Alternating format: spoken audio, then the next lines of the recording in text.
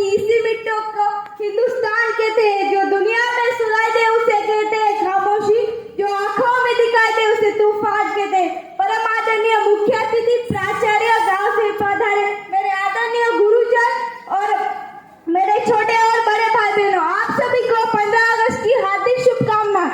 मैं आरती Jadav class 9वीं A से राष्ट्र निर्माण और देशभक्ति के उपलब्ध में अपने कुछ विचार साझा करना चाहती हूँ।